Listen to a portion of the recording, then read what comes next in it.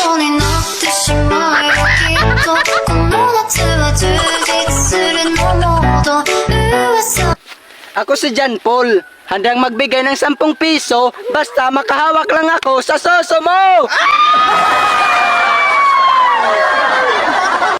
Ako to si Marlo, walang jowa pero marami ang asawa. Ako to si Renard, na kayang illegal ka kahit hindi ka seryoso.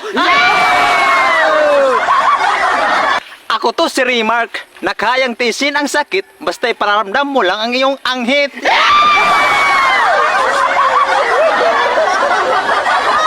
Ako si John Paul, sabi ng kaibigan ko, pangit daw ako, pero hindi ako nasasaktan dahil totoo.